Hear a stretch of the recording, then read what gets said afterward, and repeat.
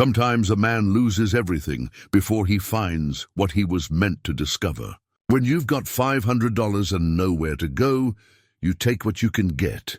Hank Tolliver bought a haunted cabin in Wyoming that nobody wanted. They said it was cursed. Hank didn't believe in ghosts. He just needed a roof and a second chance. But his dog Rufus found something beneath the floorboards that changed everything.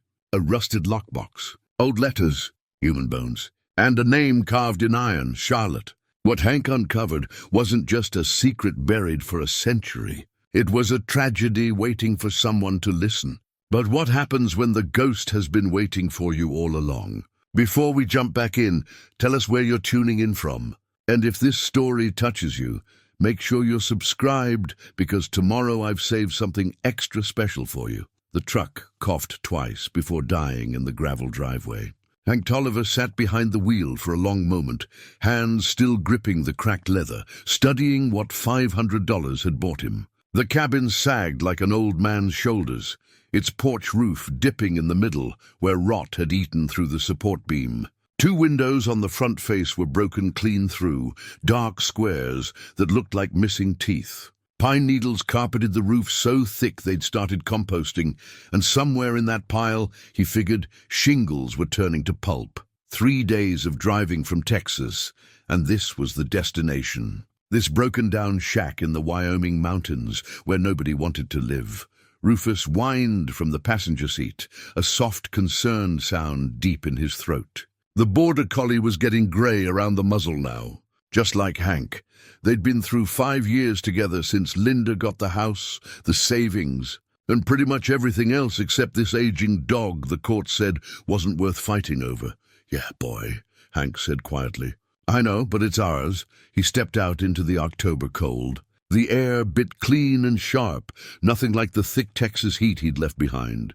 Pine trees pressed close on 3 sides, their shadows long in the late afternoon sun. A creek somewhere nearby made a constant rushing sound, meltwater from higher up, working its way down to the valley. The cabin sat in a small clearing maybe 40 yards across, surrounded by lodgepole pines and Douglas fir. Isolated enough that you couldn't see another building in any direction. Hank was 57 years old. His hands were calloused from 30 years of ranch work, his face weathered by sun and wind into permanent squint lines. His grey stubble hadn't seen a razor in 2 weeks. The divorce papers in his glove box were 14 months old, but he still carried them like a man carries proof of his failures. Linda had been clear about why she left.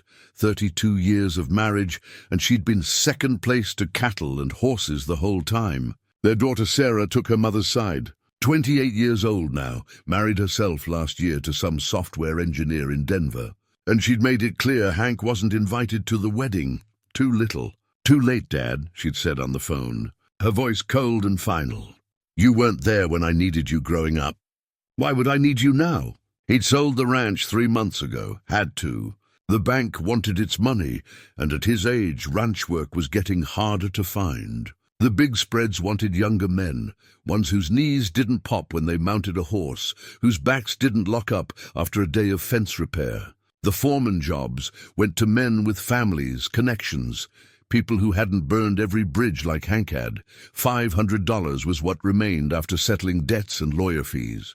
He'd found this place on an obscure real estate site, a cash sale, owner desperate, no inspection needed.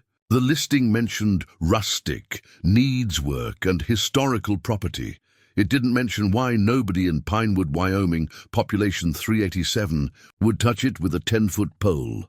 He learned that part when he stopped for supplies.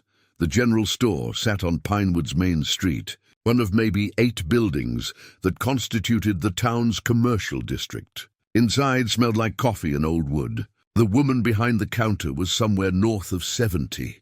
Her silver hair pulled back in a bun, her eyes sharp and assessing. "Help you?" And she'd asked. "Just need some basics," Hank said, setting a basket on the counter. "Bread, coffee, canned soup, matches." "New to the area, I can tell." "Where you staying?" "Bought a place up County Road 47. Old cabin about 6 miles out." The woman's hands stopped moving. She looked at him with an expression somewhere between pity and concern. "The Thornhill place." Didn't catch a name. Just a cabin. Needed something cheap. How cheap? 500. She shook her head slowly. Son, there's cheap and there's foolish. That place, nobody's lived there in 40 years. Before that, everyone who tried wound up dead or running. Hank almost laughed. Mem, I don't mean disrespect, but I don't believe in ghost stories. Didn't say anything about ghosts. She rang up his groceries with deliberate slowness. Said people died there. That's fact, not story. 3 suicides over 150 years. Last one was in 1982. Forest Service was gonna tear it down, but the paperwork got lost somehow.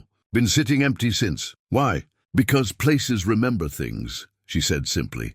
Some ground gets poisoned. That cabin's got sorrow in its bones. Her name was Mrs. Abernathy, she told him, and she'd lived in Pinewood all her 73 years. Her grandfather knew the people who'd owned the cabin back in the 1800s. Sad story, she said. Young woman named Charlotte, waiting for her love to come back from the Civil War. Disappeared one winter night, and they never found her body. Father searched until it killed him. You seem like a decent man, Mrs. Abernathy said, bagging his groceries. Whatever you paid, you overpaid. But if you're determined to stay, you be careful. And you feel things getting heavy, you don't be too proud to leave. Hank thanked her and drove to the cabin with her warning sitting uneasy in his chest. Now, standing in the clearing with Rufus at his side, he pushed those thoughts away. He didn't have anywhere else to go. This was it. His last $500, his last chance at something like peace. The cabin door was unlocked. The lock had rusted through decades ago. Inside smelled like mouse droppings and mildew. The main room held a stone fireplace, still intact, and rough-hewn furniture that looked handmade. A rocking chair sat by the cold hearth. A table with 2 chairs occupied the center of the room. Doorways led to 2 smaller rooms in back. Bedrooms, he guessed. The floorboards creaked under his weight. Some were soft with rot, would need replacing. The walls showed gaps where chinking had fallen out between the logs. He could see daylight through cracks in 3 places. The roof would be the first priority. You couldn't fix anything else if rain and snow kept getting in. But the bones were good. Solid logs, well fitted for their age. The fireplace drew air when he tested it with a match and some pine needles. The stone foundation looked sound. This place had been built by someone who knew what they were doing, someone who'd meant it to last. Hank unloaded his truck as the sun dropped toward the mountains. He didn't have much. Sleeping bag, toolbox, duffel of clothes, cooler with perishables, box of canned goods. Everything he owned fit in the bed of a 15-year-old Ford. Rufus explored the clearing, nose to the ground, checking for whatever dogs check for in new territory. That first night, Hank built a fire in the fireplace and ate cold beans from a can. He sat in the rocking chair and let the warmth seep into his bones. The chair creaked as he rocked, a rhythmic sound that became almost meditative. Outside, the wind moved through the pines with a sound like distant voices. He thought about Sarah, wondered if she ever thought about him.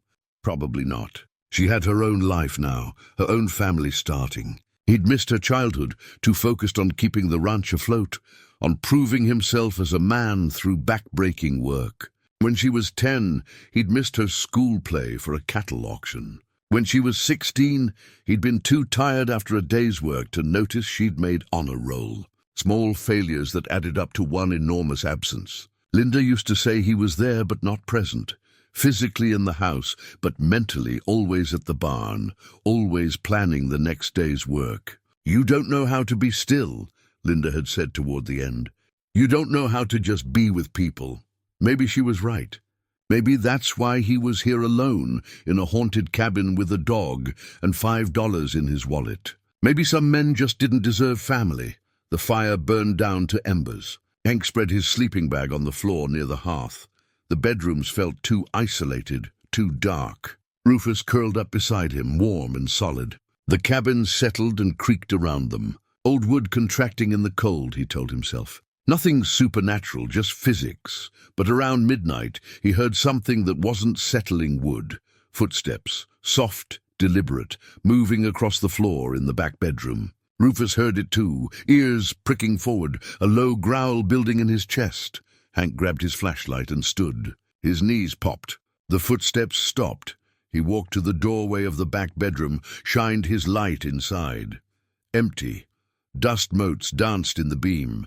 The floor showed tracks where he'd walked earlier, but nothing new. No mice, no raccoons, no rational explanation. The temperature in that room felt 10 degrees colder than the main room. His breath showed white in the flashlight beam. Hank stood there for a full minute, listening. Nothing, just the wind and the creak and his own heartbeat loud in his ears. "If there's someone here," he said to the empty room, feeling foolish but doing it anyway. "I'm not looking for trouble. Just need a place to rest. We can share the space." Silence. Then so faint he almost missed it, a sound like a woman sighing. Rufus whined. Hank backed out of the room and closed the door. He didn't believe in ghosts, but he also didn't believe in taking stupid chances. He wedged a chair under the doorknob and returned to his sleeping bag. Sleep came hard and restless. He dreamed of Sarah as a little girl, reaching for him while he walked away toward a barn that stretched on forever. He dreamed of Linda's face the day she handed him the divorce papers, that mixture of sadness and relief. He dreamed of a woman in a long dress, standing in the pine trees, watching the cabin with patient, infinite sorrow. Morning came cold and clear. Hank woke to Rufus licking his face, sunlight streaming through the broken windows. The chair he'd wedged under the bedroom door was still in place. In daylight, his midnight fears seemed silly. Old buildings made noise. That's what they did. He made coffee on the camp stove he'd brought, stood on the sagging porch, and looked out at his property.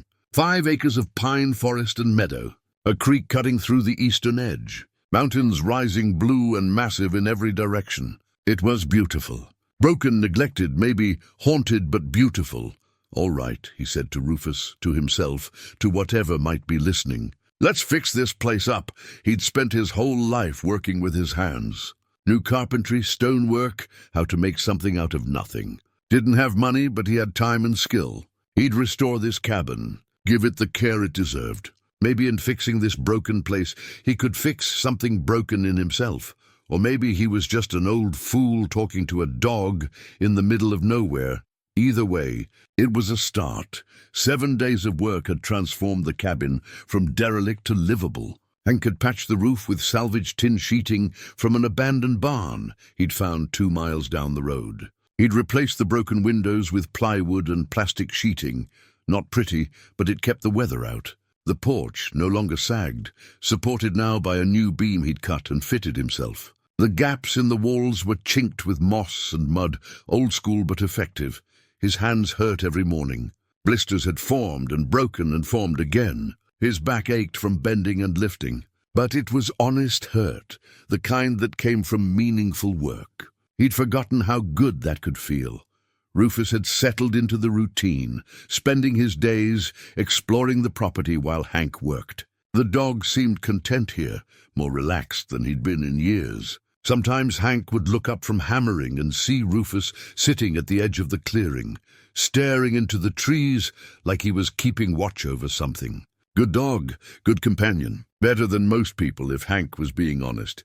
The supernatural events hadn't stopped, but Hank had learned to live with them. Footsteps at night, the occasional cold spot, objects that weren't where he'd left them, his hammer on a different windowsill, his coffee cup moved from table to counter.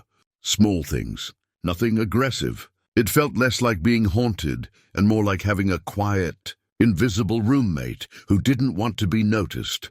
On the 8th morning, October showing its teeth with a hard frost, Hank decided to tackle the back bedroom. He'd been avoiding it. The cold spot was strongest there, and something about the room made Rufus nervous. But the floorboards in there were the worst in the cabin, soft and rotted in places. They needed attention. He opened the door and stepped inside with his toolbox. The room was maybe 12 by 12, with a single window facing east. A metal bed frame sat against one wall, mattress long since rotted to nothing. A small dresser occupied another corner, drawers swollen shut with moisture and time. Hank knelt and tested the floorboards with his hand. Near the window, 3 boards flexed under his weight, soft as sponge. He'd need to pull them up, check the joists underneath, maybe replace the whole section.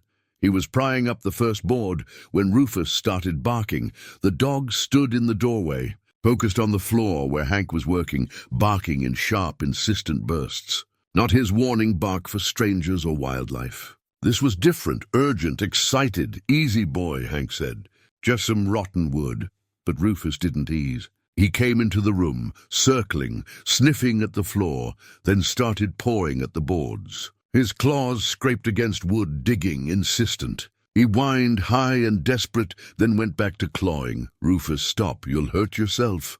The dog ignored him completely. Hank had never seen him like this. 5 years together, and Rufus had never been disobedient, never ignored a direct command. But now he was obsessed, clawing at the floorboards like something underneath was calling to him. Hank pulled the dog back gently.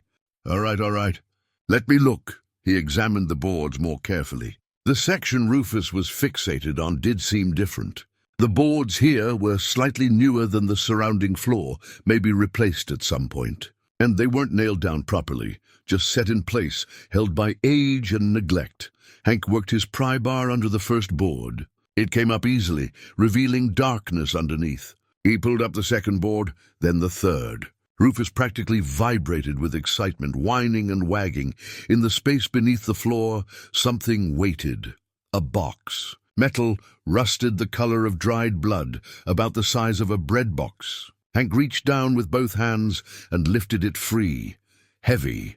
Solid. His heart hammered against his ribs for reasons he couldn't name. The box was secured with a simple hasp and a rusted padlock. The metal was pitted with age, the lock frozen with corrosion. Civil War era, if Hank's knowledge of antiques was worth anything, which meant it had been hidden here for over 150 years. He carried it to the main room, set it on the table in better light.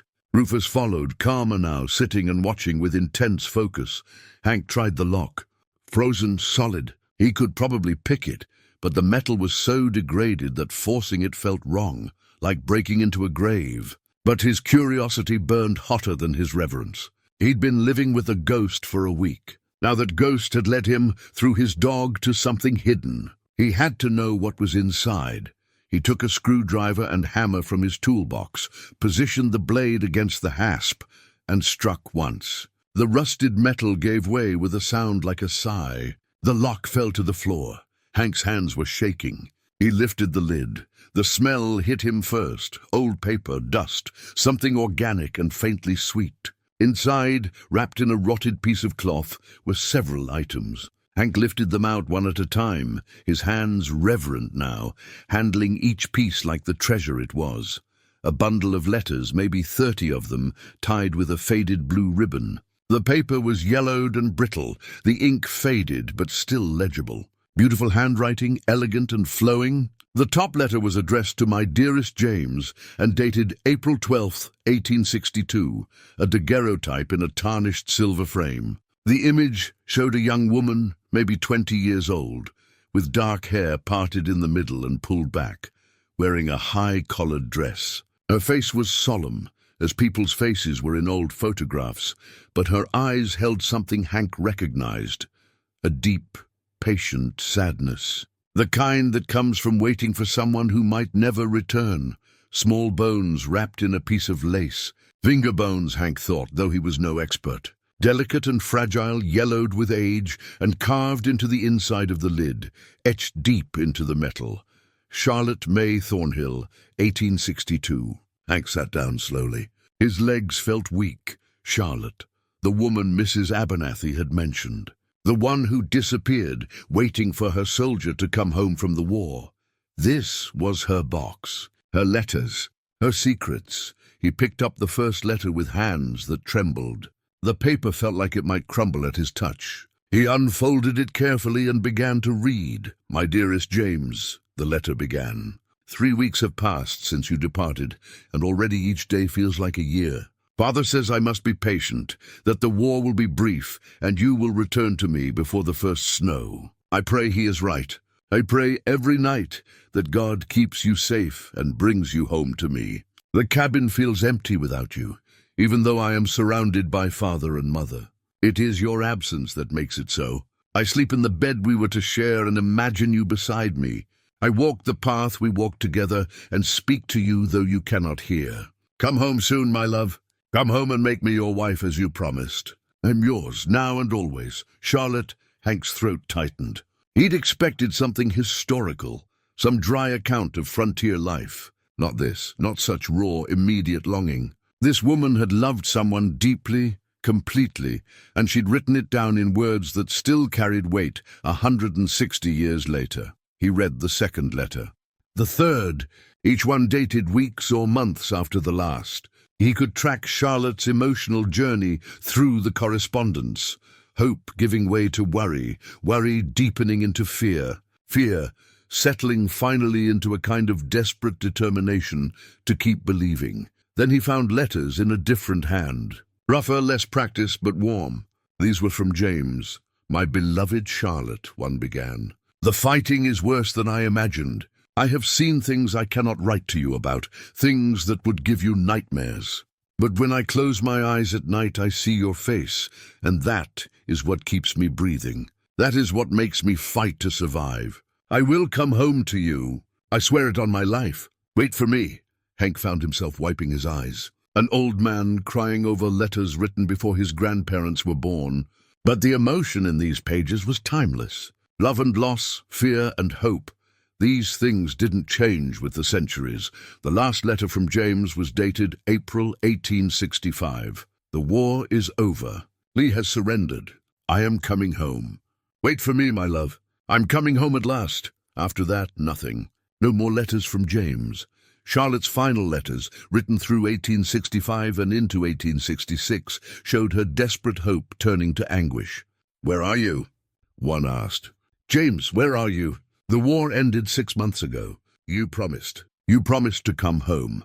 The final letter was dated December 1867, nearly 3 years after the war's end. Charlotte's handwriting had deteriorated, shaky and uneven. I cannot wait any longer. Forgive me, Father. Forgive me, James, wherever you are. I thought I was strong enough to bear this, but I am not. I'm so very tired of waiting, so tired of hoping. I go now to where the pain cannot follow. Hank set the letter down. His hands were shaking. Suicide. She'd killed herself waiting for a man who never came home. And her father, Mrs. Abernathy, had said, searched for her until grief killed him too. That night, the cabin was different. As Hank sat by the fire, reading through all the letters again, he felt a presence stronger than ever before. Not threatening, just there, watching, waiting. The temperature dropped. His breath misted in the firelight, and then he heard it. A woman's voice, barely louder than a whisper, drifting from the back bedroom. James! Hank stood, his skin prickled with goosebumps that had nothing to do with the cold. James, is that you? The voice was heartbroken, hopeful, desperate. Rufus whined softly but didn't bark. The dog was looking at the doorway to the back bedroom, tail down, ears back, not afraid but respectful, watchful. Hank walked to the doorway. The cold was intense here, like stepping into a walk-in freezer. And in the darkness of that room, something moved, a shape. Translucent, barely visible, but there, a woman in a long dress, standing by the window, looking out into the night, waiting. I'm not James, Hank said quietly. But I found your letters, Charlotte. I found your box. The shape turned toward him. He couldn't see her face clearly, but he felt her attention, sharp and desperate. I'm listening, he said. If you want to tell me what happened, I'm listening. The cold intensified. The shape moved closer, and for just a moment Hank saw her clearly. Young, beautiful, infinitely sad. She reached toward him with one translucent hand, then she was gone. The cold dissipated. The room was empty again. Hank stood there for a long time, breathing hard, his heart racing. He wasn't afraid. That was the strange part. He wasn't afraid at all. He was curious. And something else. Something he hadn't felt in a long time. He felt needed. The Pinewood Public Library occupied a corner of the town hall, a single room with tall windows and rows of old wooden shelves. Hank pushed through the door just after 9 in the morning, Charlotte's letters carefully wrapped in a towel and tucked under his arm. The woman at the desk looked up from her computer. She was Asian, maybe mid-60s, with short silver-streaked hair and reading glasses on a beaded chain around her neck. Her eyes were kind but assessing, taking in Hank's worn boots, his calloused hands, the desperate curiosity written across his face. "Help you?" she asked. "I hope so," Hank said. "I'm looking for historical records. Census data, property deeds, anything from the 1860s. Her eyebrows rose slightly. "That's specific. You researching family history?" "Something like that." He hesitated, then decided honesty was the best approach. "I bought the old Thornhill cabin. Found some things there." Trying to understand what happened, the woman's expression shifted, surprise, then something like sympathy. She set down her pen and stood. "Dorothy Chen. I'm the librarian here, have been for 32 years. And I know exactly which cabin you mean." She studied him for a long moment. "You're the man who paid $500 for a haunted house. News travels fast. In a town of 387 people. Faster than you'd think." She gestured for him to follow her to a back corner of the library. "What did you find?" Hank unwrapped the towel, revealing the bundle of letters. These hidden under the floorboards. Letters between Charlotte Thornhill and a Union soldier named James Whitmore. Dated 1862 to 1867. Dorothy's hand went to her mouth. She stared at the letters like they were made of gold. "My God, these are real. Primary sources from the Civil War era, found right here in Pinewood?" She looked at Hank with new respect. "Do you understand what you have here? A tragedy, seems like." "Yes, but also history. Documented history, may I?" She gestured to the letters. Hank nodded. Dorothy pulled on a pair of white cotton gloves from a drawer, then carefully took the top letter. She read it with the reverence of someone who understood the weight of old paper and older stories. "Remarkable," she whispered. "The handwriting, the detail, the emotion." She looked up at Hank. "You said you want to understand what happened. I can help you with that. But I should warn you, it's not a happy story." "I gathered that much." Dorothy returned the letter to its bundle and moved to a file cabinet. The Thornhill family owned that property from 1859 until 1870. Elijah Thornhill was a frontier doctor, one of the first educated physicians in this part of Wyoming. He came west with his wife Mary and daughter Charlotte in 1859, built that cabin, served the community. She pulled out a thin folder, yellowed newspaper clippings, and photocopied census records. Charlotte was their only child. Born 1842 in Pennsylvania, she would have been 17 when they came west, 20 when the Civil War started. "And James Whitmore?" Dorothy sat down at a computer, her fingers moving across the keyboard with practiced ease. "Let me check the military records database." She typed in silence for several minutes, Hank standing beside her, watching the screen. "Here," she said finally. "James Whitmore. Born 1840 in Ohio. Enlisted in the Union Army, 1st Cavalry, in 1861.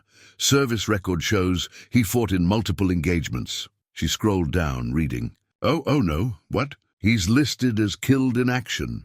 April 27th, 1865. Skirmish in Virginia 3 weeks after Lee's surrender. One of the last casualties of the war." She looked at Hank, her eyes sad. "He never made it home." Hank felt the words like a punch to the stomach. He'd suspected as much from Charlotte's desperate later letters. But seeing it confirmed, seeing the date, the place, the finality of it, made it real in a way that hollowed him out. "She didn't know," he said quietly. "She waited for 3 years not knowing he was already dead. It happened more often than you'd think," Dorothy said. "Communication was slow, records were incomplete, bodies weren't always identified. Families waited years for news that never came." She returned to the file cabinet, pulled out more documents. "There's more. Local newspaper from December 1867. Charlotte Thornhill disappeared on Christmas Eve. Her father organized search parties, but they never found her body. The assumption was suicide. She'd been despondent for years, according to accounts. People said she used to walk to the end of the property and stare down the road, waiting for someone who would never come."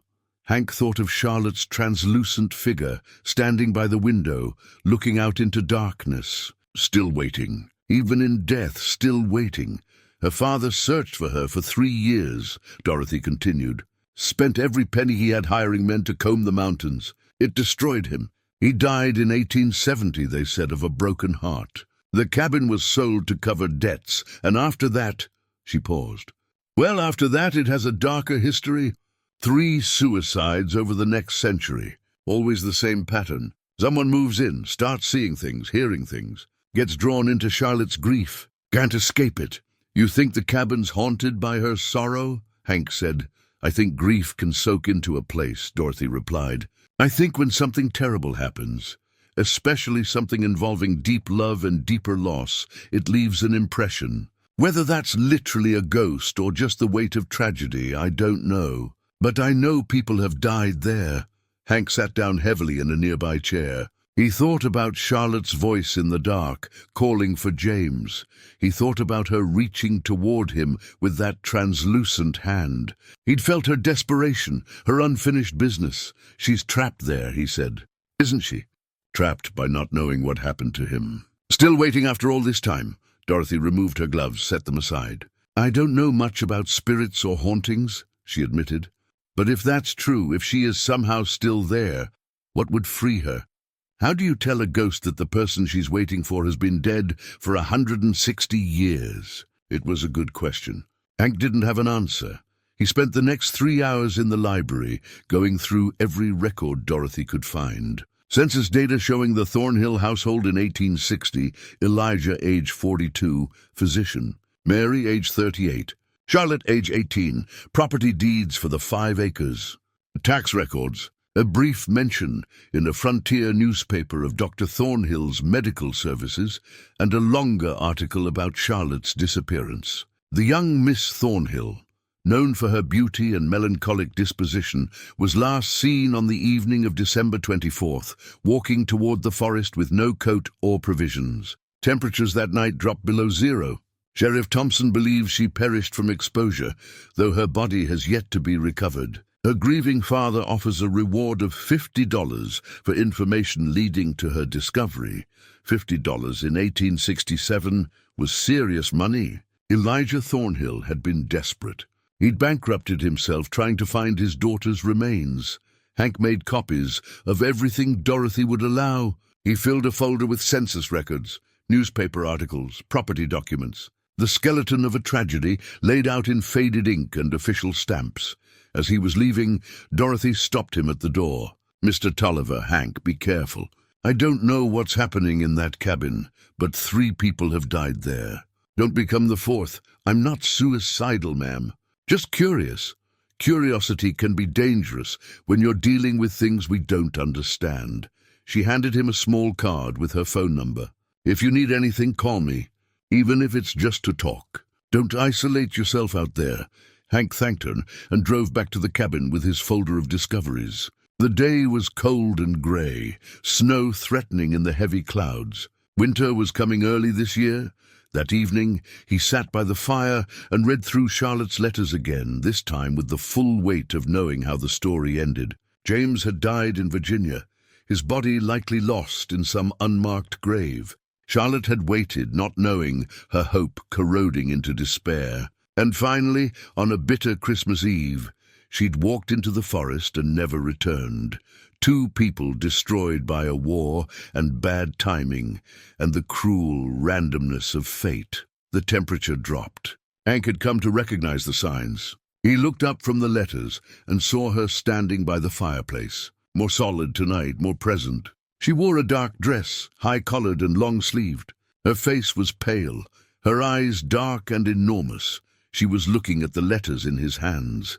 I know what happened to James, Hank said quietly. I found records. He died in 1865, 3 weeks after the war ended. He was coming home to you. He meant to keep his promise. But he died before he could make it. Charlotte's expression didn't change. She continued to stare at the letters. I'm sorry, Hank said. I'm sorry you waited so long for someone who was already gone. I'm sorry nobody ever told you. I'm sorry for all of it. She moved closer. The cold intensified. She reached toward him again, her hand passing through the letters, through his own hand. And he felt it, a sensation like ice water and electricity, and beneath that, an overwhelming wave of grief so profound it nearly knocked him from his chair. She was trying to communicate, trying to show him something, but what? What did she need from him? Charlotte's form flickered like a candle in wind, then vanished. Hank sat alone by the fire, shaking, his hand still cold where she touched him. "I'll help you," he said to the empty room. "I don't know how yet, but I'll help you." "You've waited long enough." The fire crackled.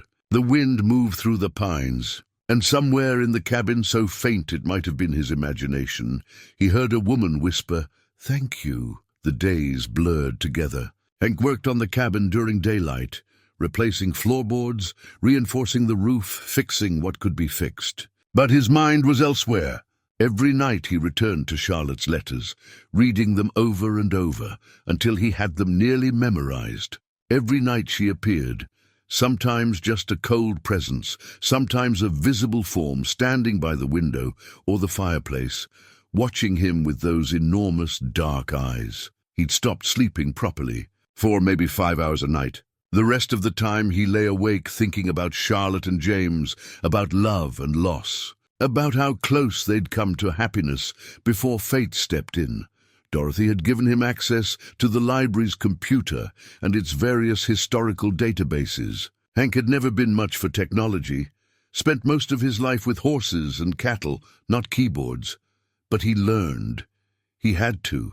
The answers were out there somewhere, buried in old records and digitized archives. 3 weeks after finding the lockbox, he made a breakthrough. The National Archives had digitized military service records. Hank spent 6 hours scrolling through lists, searching for James Whitmore, 1st Cavalry, Union Army. When he finally found the entry, his hands went still on the mouse. James Whitmore, born March 15, 1840, Cleveland, Ohio. Enlisted August 1861, served with distinction through numerous engagements. Wounded twice, once at Antietam, once at Gettysburg. Promoted to lieutenant in 1864. Killed in action April 27, 1865, during a minor skirmish near Appomattox, Virginia. Body not recovered. That last line hit Hank hard. Body not recovered. James had died alone somewhere, his remains lost to time and earth, never given proper burial, never sent home to the woman who waited for him. Hank printed the page, added it to his growing folder. But something bothered him. The date, April 27, 1865. Lee had surrendered on April 9th. The war was effectively over by then. What was James doing in Virginia nearly 3 weeks after the surrender? Why hadn't he started for home immediately? He dug deeper. From casualty reports, unit movements, fragmentary accounts of the chaotic weeks after Lee's surrender. Isolated skirmishes continued for weeks as word spread slowly through the countryside. James's unit had been part of a patrol tracking Confederate holdouts who refused to accept the surrender, a pointless death in a war already won. Killed by men who didn't know the fighting was over. Hank thought about that, about dying so close to going home, so close to keeping your promise. It was almost worse than dying in the thick of battle. At least in battle there was purpose. This was just tragedy, pure and simple. That night, Charlotte appeared earlier than usual, while twilight still showed through the windows. She seemed more agitated, moving restlessly around the room, her form flickering in and out of visibility. "I found him," Hank said. "Found records of what happened. He died in Virginia, James did. Died just 3 weeks after the war ended. He was trying to come home to you." Charlotte turned toward him. Her mouth moved as if speaking, but no sound came out. Her hand reached toward the folder of documents on the table. Hank opened it, spread out the pages. "It's all here. His service record, the battle reports. He fought at Antietam, at Gettysburg, got wounded twice but survived, made it all the way to the end of the war. And then his voice caught, and then he died in a stupid skirmish that didn't need to happen. He was so close to coming back to you." Charlotte's form solidified. For a moment, she looked almost alive, solid enough to touch. Her eyes were fixed on the printed pages. Slowly, she reached toward them, her translucent fingers hovering over James's name. Then she looked at Hank, and he saw something in her expression that froze his blood. Not gratitude, not peace, confusion, and beneath that, disbelief. She shook her head slowly. Her lips moved again, forming words he couldn't hear, but could somehow understand. No. Then she vanished. Hank sat there, confused and frustrated. He'd found the truth. He'd learned what happened to James. Wasn't that supposed to help? Wasn't that supposed to give her closure? His cell phone rang, shattering the silence. Hank fumbled it from his pocket, saw his daughter's name on the screen, and almost didn't answer. They hadn't spoken in 8 months. Not since he'd called to tell her about selling the ranch, and she'd said she was too busy to talk. He answered anyway. "Sarah, Dad." Her voice was tight, controlled. "Are you okay? I got a weird call from someone named Dorothy Chen in Wyoming. She said she was worried about you." Hank rubbed his face. Of course Dorothy would track down his family.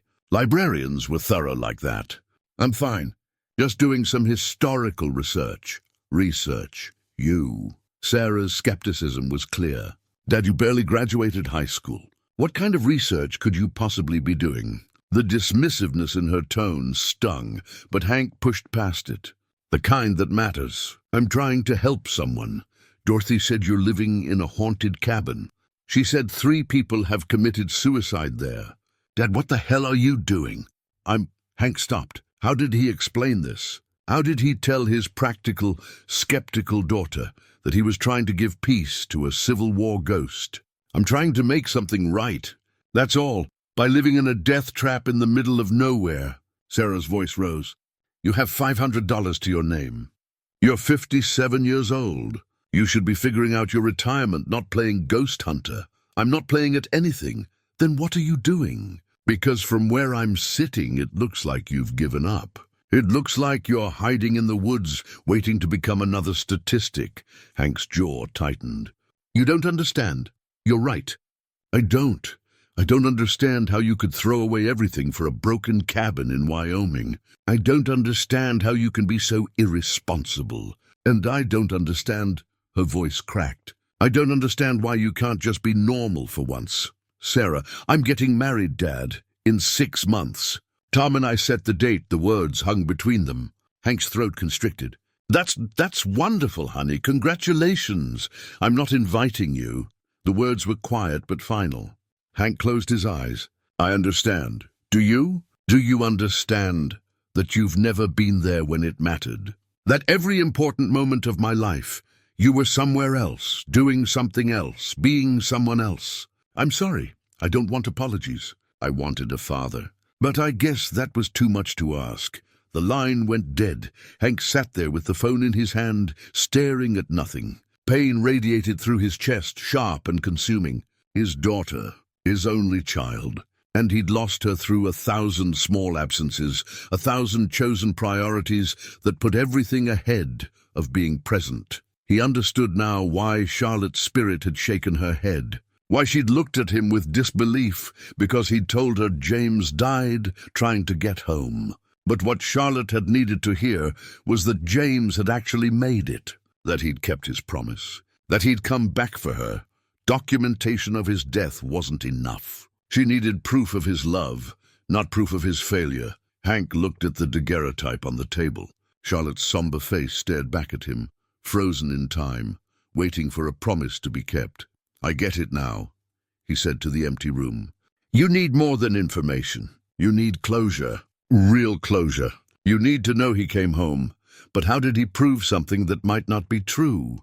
James had died in Virginia. The records were clear. There was no evidence he'd ever made it to Wyoming, unless— Hank sat up straighter. "Body not recovered." That's what the records said. James's body was never found.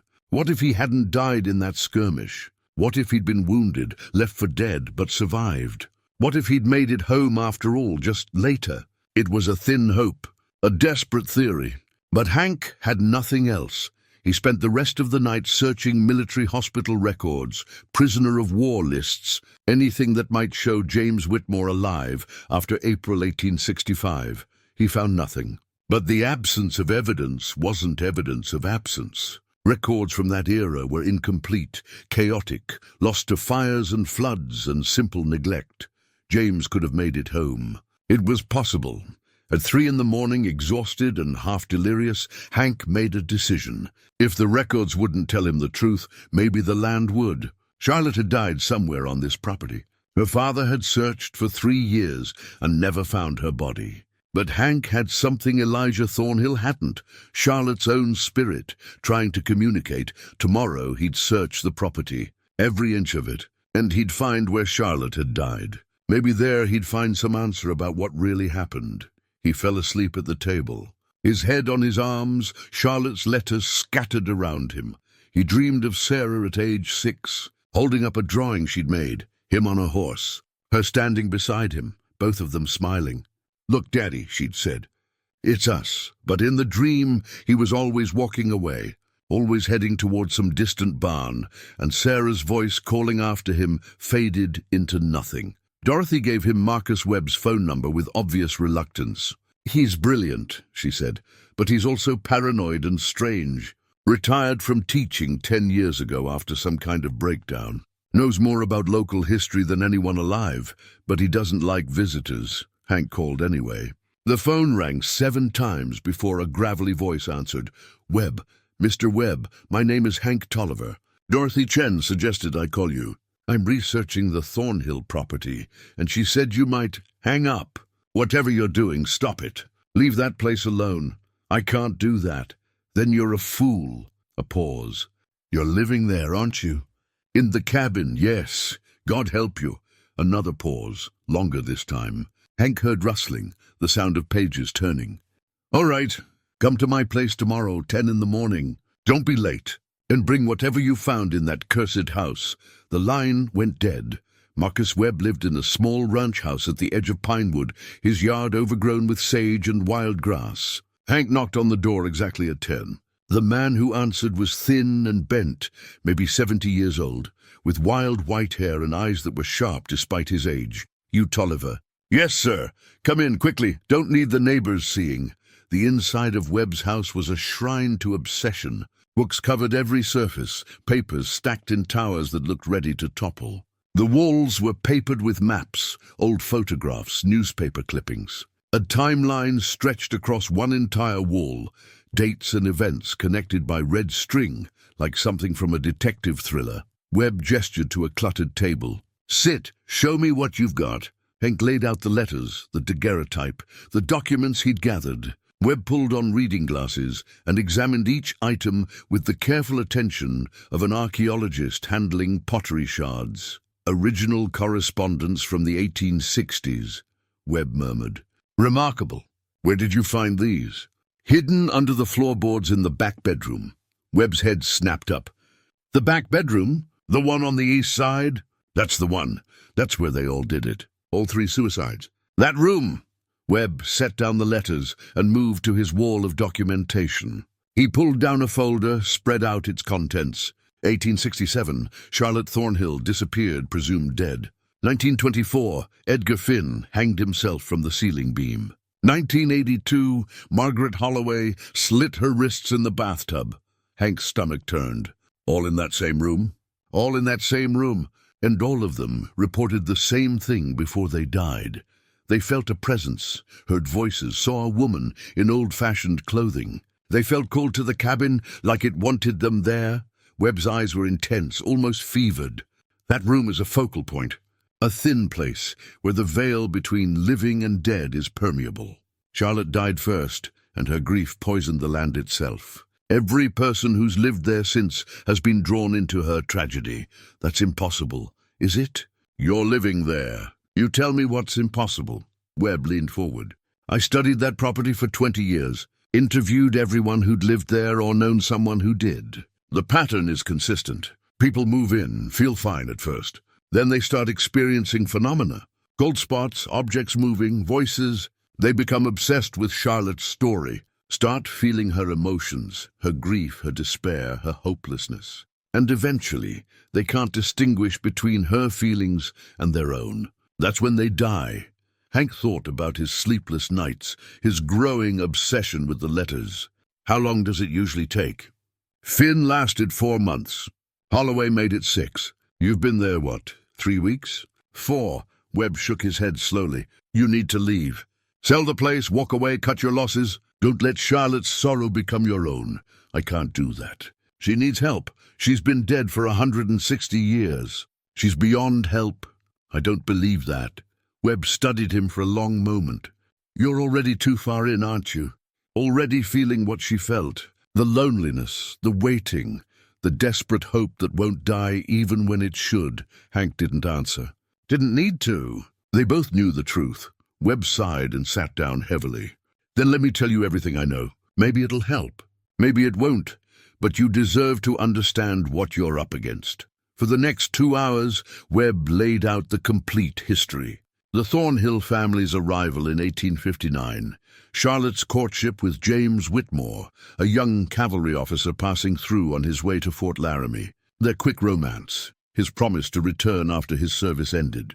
The war's outbreak, James's decision to fight for the Union despite having no obligation to. Charlotte waited, Webb said. Letters show she was devoted, patient, hopeful. But as the war dragged on, that hope curdled. By 1865, she was writing desperate letters to military bureaus, trying to find out what happened to James. Nobody could tell her anything. He'd vanished. Because he died in Virginia, Hank said. That's what the records show. But here's where it gets interesting. Webb pulled out a yellowed journal. This belonged to Dr. Elijah Thornhill, Charlotte's father. I found it in the County Historical Society archives 20 years ago. Listen to this entry from January 1868. He read aloud. 1 month since Charlotte vanished. I search the forests daily, but find no trace. The winter has been brutal. If she went into the woods as witnesses claim, she could not have survived. Yet I cannot bring myself to believe she is gone. I feel her presence in the cabin, as if she is trying to tell me something. Last night I heard her voice calling from the back room. When I entered, I found the window open and snow drifted across the floor. No footprints, no sign of entry. But the cold was profound, unnatural. Hank's skin prickled. He felt her too. He did. And it destroyed him. Listen to this. From March 1870, just weeks before his death, I can no longer distinguish between waking and dreams. Charlotte speaks to me nightly. She tells me James came home. She tells me they are together somewhere on this land. But I have searched every inch and found nothing. Am I mad, or is she trying to show me something I cannot see? Hank leaned forward. He said Charlotte told him James came home. But the records, I know what the records say. But Elijah Thornhill was a respected physician, not prone to delusions. What if he was right? What if James made it back somehow? Body not recovered, Hank said slowly. What if he didn't die in that skirmish? What if he was wounded, left for dead, but survived? Webb nodded. It's possible. Medical care was primitive. Men listed as killed in action sometimes turned up weeks or months later. Communications were chaos. But here's the problem. If James made it home, where is he? There's no record of him in Pinewood, no mention in census data, nothing. Maybe he didn't make it all the way. Maybe he died on the journey. Then where's his body? Where's his grave? Webb shook his head. I've spent 20 years chasing these questions and found nothing. Whatever happened, it's hidden well. That night, back at the cabin, Hank found himself seeing everything differently. The cold spots weren't random. They traced a path from the back bedroom to the front door, as if someone had walked that route over and over. The sounds at night weren't settling wood. They were footsteps, searching, endless searching. Charlotte appeared more solid than ever. She stood in the center of the room, her dress rustling as if in a breeze Hank couldn't feel. She was looking at him with an intensity that was almost frightening. Your father knew, didn't he? Hank said, he knew James came back. You told him. But where? Where are you, Charlotte? Where did you go? She moved toward the back bedroom. Hank followed. The cold intensified with each step. Charlotte stood by the window, her translucent hand pressed against the glass, pointing outside, toward the forest. You're out there, Hank said. Your body. That's what you're trying to tell me. Charlotte turned to him. For the first time he saw her smile, sad, grateful, desperate. She nodded. Then a second presence filled the room. Hank felt it before he saw it. A different energy, masculine, searching. A figure began to materialize beside Charlotte. A man in a Union cavalry uniform, his face gaunt, his eyes haunted. James, but Charlotte didn't see him. She was looking at Hank, still pointing to the forest. And James was looking around the room as if searching for something he couldn't find. Hank's blood ran cold. The ghosts couldn't see each other. They were in the same space but separated, each trapped in their own moment of death, unable to connect. "Dear God," Hank whispered. "You've both been here all along, searching for each other, and you can't even see each other." James's form flickered and faded. Charlotte remained, still pointing, still waiting for Hank to understand. "I'll find you," Hank promised. "I'll find both of you, and I'll bring you together." Charlotte's smile widened. Then she vanished, leaving Hank alone in the freezing room, his breath misting in the air, his heart breaking for two people who'd loved each other across time and death, but still couldn't find peace. Hank found the map on his fifth read-through of Charlotte's diary. It was sketched on the last page, so faint he'd missed it before. A crude drawing of the property with an X marked deep in the woods, near what looked like a creek bend. The map was in Charlotte's handwriting. She'd drawn it herself. She'd known where she was going that Christmas Eve in 1867, known exactly where she planned to die. Early November had turned the mountains bitter. Snow threatened daily in low grey clouds. Hank dressed in layers, packed a small shovel and probe from his toolbox, filled a thermos with coffee. Rufus followed at his heels as he walked into the forest behind the cabin, the map folded in his jacket pocket. The creek ran along the eastern boundary of the property. Hank followed it upstream, watching for the distinctive bend shown on Charlotte's map.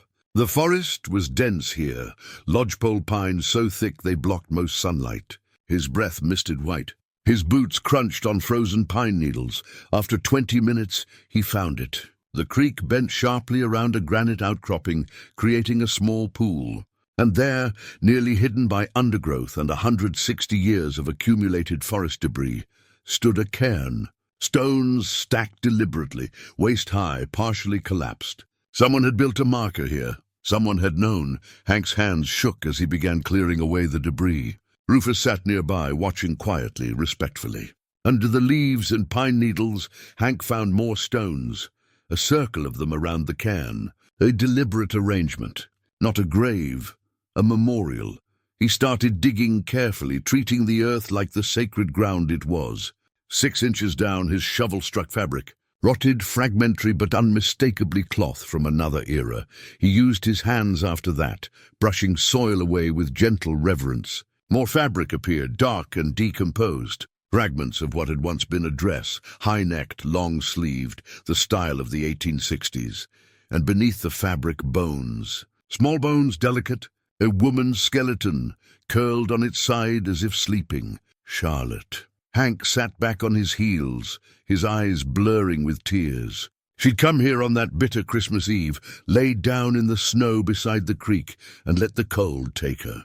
Given up waiting, surrendered to grief. But why build a cairn? Who had known to mark this spot? He continued searching, being careful not to disturb the bones. His fingers found something metallic. He brushed soil away and lifted it into the light.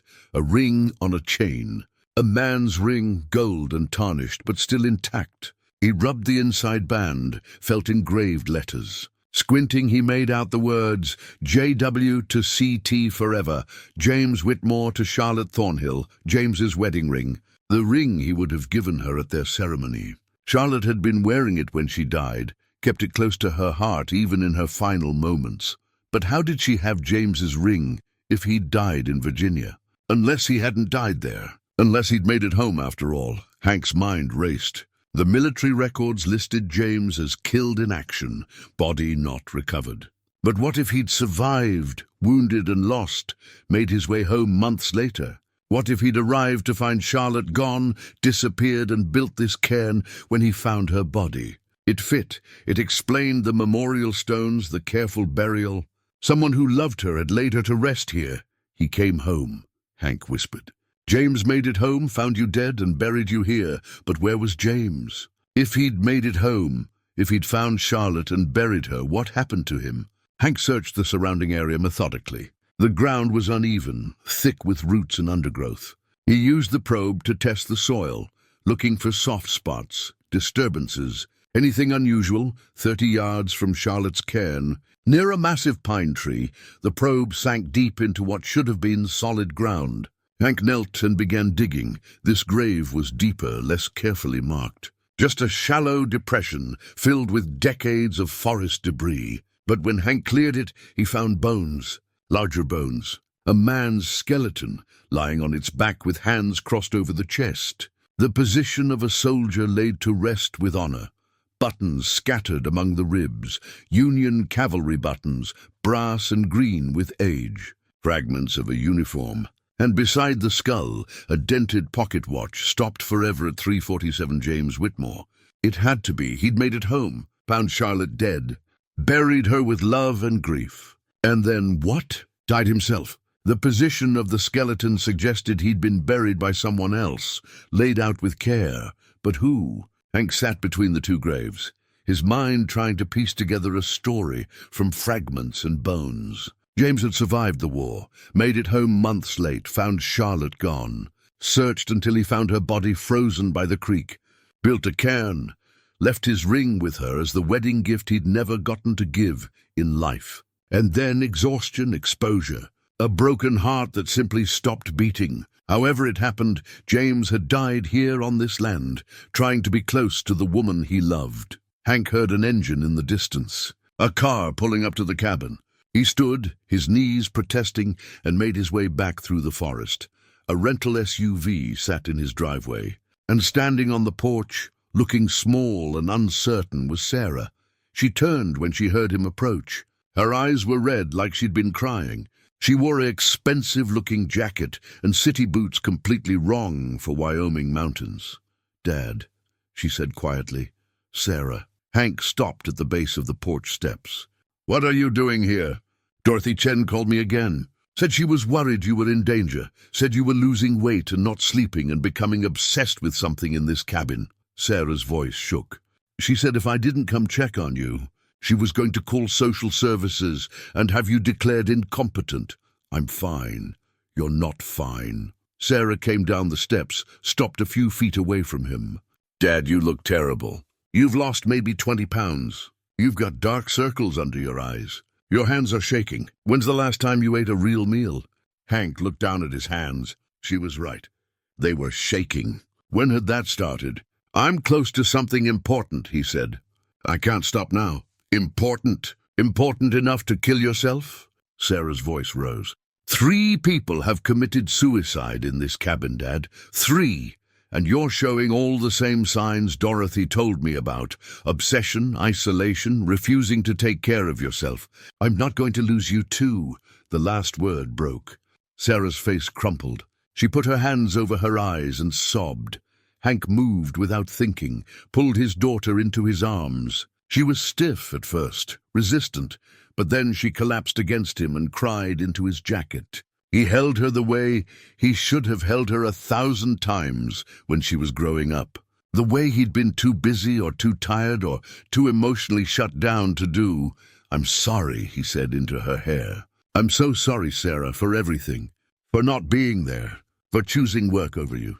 For being a terrible father." "You weren't terrible," Sarah said through her tears. "You were just absent. And I needed you. I needed my dad, and you were always somewhere else. I know, and I'm sorry." They stood like that for a long time, father and daughter, healing wounds that had festered for decades. Finally, Sarah pulled back, wiped her eyes with her sleeve. "Come inside," Hank said. "Let me show you what I found. Then you can decide if I'm crazy or not." Inside the cabin, Hank laid out everything. The letters, the daguerreotype, Charlotte's diary with its map, the documents from his research. He told Sarah about finding Charlotte's remains, about James's ring, about the second grave. Sarah listened without interrupting. When he finished, she sat quiet for a long moment. "Show me," she said finally. They walked into the forest together. Hank showed her the graves, the cairn, the evidence of a tragedy that played out a century and a half ago. Sarah knelt by Charlotte's resting place, her hand hovering over the stones. "She was only 25, Sarah said softly. "Same age as me." She waited 3 years for someone who never came home. 3 years of hope turning to despair. But he did come home. "Just too late." "Too late," Hank agreed. "Story of my life." Sarah looked at him. What do you mean? I'm too late with you too. Too late to be the father you needed. Too late to fix what I broke. You're getting married and I'm not invited, and I deserve that. I know I do. But God, Sarah, I'm so tired of being too late for the people I love. Sarah stood slowly. You want to know why I'm really here? It's not just because Dorothy called. It's because Tom, my fiancé, he asked me if I'd regret not having you at the wedding. And I realized the answer is yes. Yes, I would regret it. Not because you deserve to be there, but because I deserve to have my father walk me down the aisle, even if he was a lousy father growing up. Hank's throat closed up. He couldn't speak. But I need to know you're not going to die in this cabin, Sarah continued. I need to know you're going to take care of yourself. Can you promise me that? I can't leave, Hank said. Not until I help them. Charlotte and James are still here, Sarah. They're spirits. They're trapped, searching for each other, unable to find peace. I know how that sounds. I believe you, Sarah interrupted. Hank stared at her. What? I saw her last night before I fell asleep in the rental. I saw a woman in an old dress standing by the creek. She looked right at me and I felt, Sarah shook her head. I felt the saddest thing I've ever felt in my life. Like grief so deep you could drown in it. That was her, wasn't it? Charlotte, Hank nodded slowly. She's trying to tell us something. Trying to show us what she needs. Then let's figure it out, Sarah said. Together. But Dad, promise me that when this is done, you'll leave this place. Sell it, walk away. Come stay with me and Tom for a while. Sarah, promise me. Hank looked at his daughter, really looked at her for the first time in years. Saw the woman she'd become, strong and determined and so much like her mother. Saw the little girl she'd been, the one he'd failed over and over. I promise, he said. We'll finish this and then I'll leave. I'll come stay with you. Sarah smiled through fresh tears. Okay, good. Now show me these letters again. If we're going to help two ghosts find each other, we need to understand their whole story. They walked back to the cabin together. And for the first time in months, maybe years, Hank didn't feel alone. Sarah insisted on proper research methodology. She'd studied library science in college before switching to business, and she approached the mystery like a cataloging project. They spread everything out on the cabin's table, letters chronologically arranged, diary entries cross-referenced, military records printed and highlighted. We're missing something, Sarah said on the third day. The timeline doesn't make sense. Hank looked up from Charlotte's diary. What do you mean? Look, James's last letter to Charlotte is dated April 15th, 1865. He says the war is over. He's coming home. Military records say he died April 27 in a skirmish near Appomattox. But we found his body here, buried on this property with his uniform and pocket watch. Sarah tapped the table with her finger. Those three things can't all be true. One of them has to be wrong. Exactly. So which one? Hank stood and paced. The letters are real. We have them in Charlotte's own handwriting. The uniform and watch are real. I dug them up myself. That leaves the military records. Records from 1865, Sarah said. During the chaos of the war's end, communications were a mess. Bodies were misidentified all the time. What if they got it wrong? What if James Whitmore didn't die in Virginia at all? Sarah pulled up the military database on her laptop. She'd been teaching Hank how to use it, patient with his fumbling attempts at typing. Now she navigated to James's service record, scrolled through the details they'd read a dozen times. Look at this, she said. It says killed in action, body not recovered. Not body identified and buried, body not recovered. That could mean anything, captured, deserted, wounded and lost. Hank leaned over her shoulder, reading carefully. Can you search for other records? Hospital admissions, prisoner lists, anything from after April 27. Sarah's fingers flew over the keys. She searched databases for half an hour while Hank made coffee, his hands still shaking slightly. Finally, she made a sound of triumph. Dad, look at this. She'd found a fragmentary hospital record from a field hospital in Maryland, dated May 12, 1865. The patient list included a J. Whitmore, gunshot wound to shoulder, severe blood loss. Identity uncertain. Uncertain identity, Hank read. They didn't know who he was. He was probably unconscious, no identification on him. They would have listed him as unknown until he woke up and could tell them his name. Sarah scrolled down. Discharged June 3rd, 1865. Left on his own recognizance. He survived. Dear God, he survived the battle. And if he left the hospital in early June, and it's a 3-month journey from Maryland to Wyoming in 1865, Sarah calculated quickly. He would have arrived here in late August or September. Charlotte disappeared December 24th, 1867. Hank said slowly. 2 years later? So if James made it home in September 1865, where was he for those 2 years? They stared at each other as the implications sank in. She knew he was alive, Sarah whispered. James made it home. They were together, and then something happened. Hank grabbed Charlotte's diary, flipped through the pages. The last entry is December 1867. Listen to this. I cannot go on. The pain is too much to bear.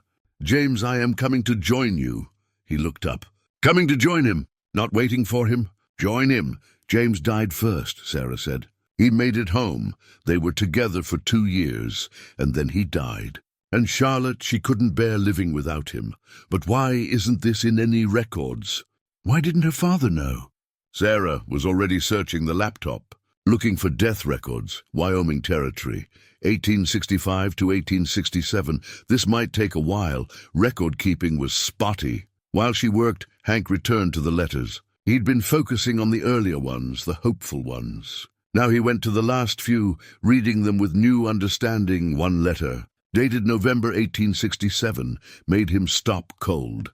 It wasn't to James. It was addressed to my dearest father. Sarah, he said quietly, listen to this.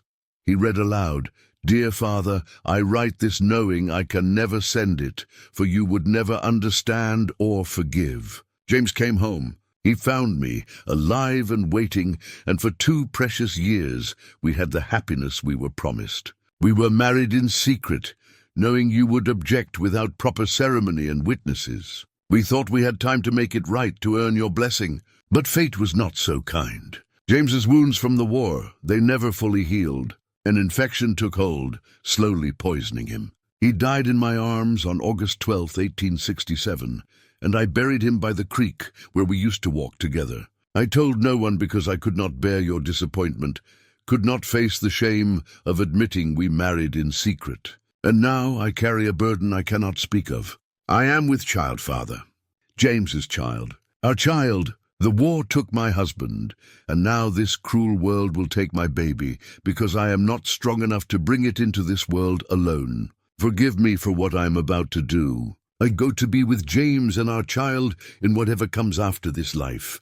Hank's voice broke on the last words. Sarah had tears streaming down her face. She was pregnant, Sarah said. When she walked into the forest, she was pregnant. Hank thought about the small bones in the lockbox. He'd assumed they were Charlotte's finger bones, some macabre keepsake. But now, the bones in the box, he said. They weren't finger bones. They were infant bones. Sarah covered her mouth. Oh, God. She was with child when she died. The cold, the exposure, the grief. Hank sat down heavily. She lost the baby, either before she died or after. And someone found them, buried Charlotte by the creek, and kept the baby's bones in that lockbox with her letters. Who would do that? Someone who knew the truth. Someone who wanted to preserve it. They sat in silence, the weight of the tragedy pressing down on them. Not just 2 deaths, but 3. Charlotte, James, and their unborn child. A family destroyed before it could begin. Sarah wiped her eyes and returned to the laptop with grim determination. There has to be more. If James died here in 1867, there should be some record. Unless what? Unless Charlotte buried him without telling anyone.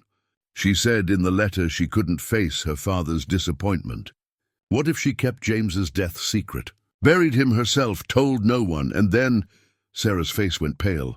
Dad, if she was already pregnant when James died, and he died in August, and she disappeared in December, that's 4 months. Long enough to be showing, Hank said. Long enough that her father might notice. She walked into the forest to hide the pregnancy. To die before anyone could know she'd been married and was carrying a child out of wedlock. The cruelty of it made Hank's chest ache. Charlotte had been so concerned with propriety, with her father's approval, that she'd chosen death over shame, had buried her husband in secret, hidden her pregnancy, and died alone in the snow rather than face judgment. Her father searched for 3 years, Hank said, never found her body. Died not knowing she was buried just a few hundred yards from the cabin, because James had built the cairn, Sarah said. Before he died, he marked Charlotte's grave. But after he died, no one knew where to look. They pieced it together slowly, painfully. James had survived the war, made it home, found Charlotte alive and waiting. They'd married in secret, probably a simple exchange of vows, no officiant, just 2 people promising themselves to each other. They'd had 2 years together, hidden from Charlotte's father, stolen happiness while James recovered from his wounds. But the wounds never fully healed. An infection, common in Civil War injuries, had festered and spread. James had died slowly, painfully, and Charlotte had buried him by the creek they loved. She'd kept his pocket watch, his ring, his memory, and then she'd discovered she was pregnant. She couldn't tell her father, Sarah said, not without admitting everything. The secret marriage, James's death, her pregnancy. In 1867, an unmarried pregnant woman, even a widow, would have been ruined. So she chose death, Hank said. Walked into the forest on Christmas Eve, laid down in the snow, and let the cold take her. Took their baby with her. Who found her? Who built the cairn and kept the letters? That was the question. Hank thought about the bones in the lockbox, carefully preserved. About the cairn over Charlotte's grave, deliberately built. Someone had known. Someone had cared enough to create a memorial. He pulled out his phone and called Dorothy. "I need to see Elijah Thornhill's journal again," he said when she answered. "The complete journal, not just excerpts. Hank, it's 8 at night. Please, Dorothy. It's important. Life and death important." 20 minutes later, Dorothy arrived at the cabin with a leather-bound journal wrapped in protective plastic. She stepped inside, saw Sarah, and her face softened with relief. "Thank God you're here," she said to Sarah. "Your father was worrying me." "He was worrying me too," Sarah replied. "But I think we're close to something." Dorothy handed over the journal. "This never leaves the Historical Society usually. I'm trusting you with it." Hank opened the journal to the entries after Charlotte's disappearance. He'd read excerpts before, but now he read every word, looking for what he'd missed. January 1868. "I searched daily. No sign of Charlotte. It is as if the earth swallowed her." March 1868. "Strange dreams. I see Charlotte by the creek. She is trying to tell me something." July 1868. "I found stones arranged by the water. A cairn. Who built it? Is this where Charlotte lies?" August 1868. "I have excavated the cairn, found my daughter's remains. Also a child's bones. Charlotte was with child. My God, she was with child and told no one. I have failed her utterly." Hank's heart hammered. He found her. Elijah found Charlotte's grave. September 1868. "I have reburied Charlotte with proper ceremony. The child, too. I found letters hidden in the cabin, correspondence with a soldier. James Whitmore. He survived the war, came home, married my daughter in secret, died of his wounds and is buried nearby. I should be angry at this deception, but I feel only grief. They loved each other. They deserved happiness. And I was so concerned with propriety that my daughter could not come to me for help." The final entry, March 1870. "I am dying. Dr. Jameson confirms the cancer has spread. They go to join Charlotte and my grandchild. I have built a memorial over James's grave so they will rest near each other for eternity. I have placed Charlotte's letters in a metal box and hidden them beneath the cabin floor, hoping someday someone will find them and understand. These young lovers deserved better than the world gave them. I pray they have found peace in death that they were denied in life." Hank closed the journal gently. He knew everything, found them both, buried them properly, preserved the letters for history, and then died of a broken heart, Sarah said softly. Dorothy took the journal back, tears in her eyes. "I've read this journal 100 times and never understood that he'd found Charlotte. I thought he died still searching." "He found her," Hank said. "Found them all." and tried to give them the dignity in death they couldn't have in life.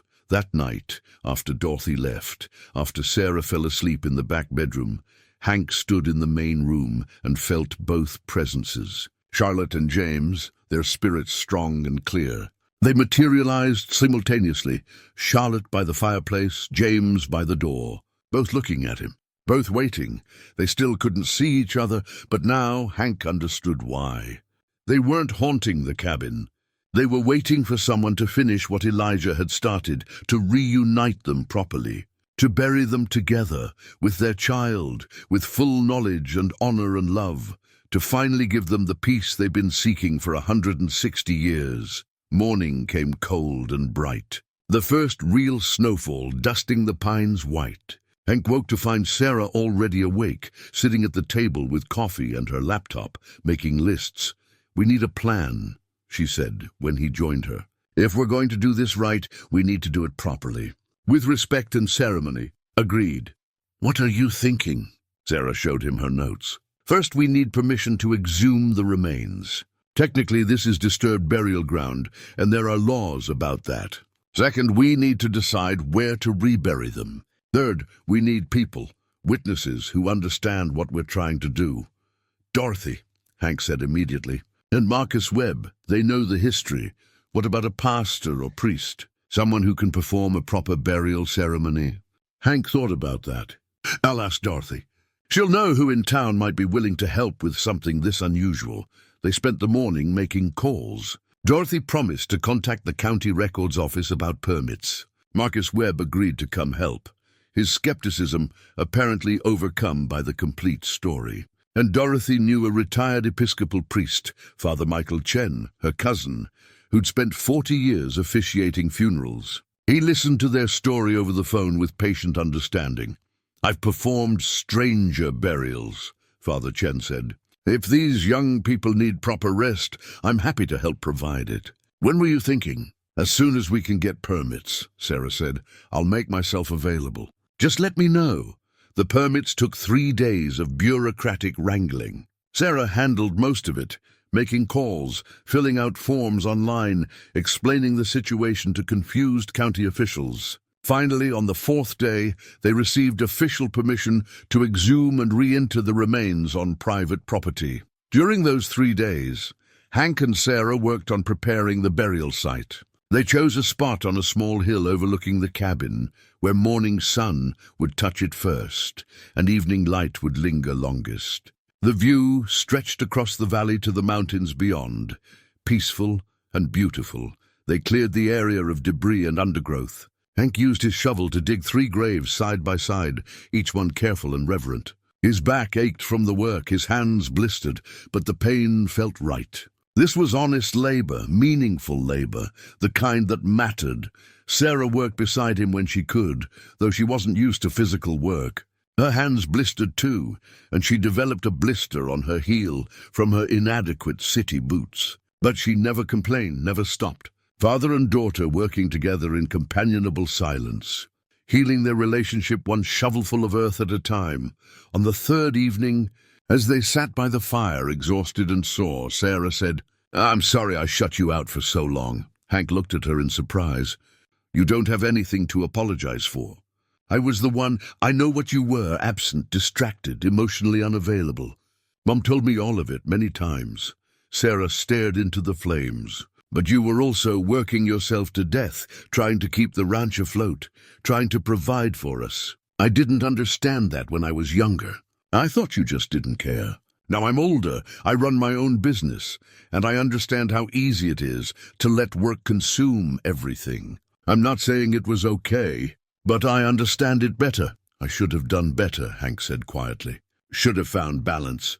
Should have been there for your school plays and honor rolls and all those moments I missed." "Yeah, you should have. But you're here now, helping 2 people you never knew find peace. That counts for something." They sat in comfortable silence for a while. Then Sarah asked, "Have you seen them, Charlotte and James?" "Every night. They're getting stronger, more present, like they know something's about to change. Do they know we're trying to help?" "I think so. Charlotte keeps looking at me with this expression of hope, maybe, or gratitude.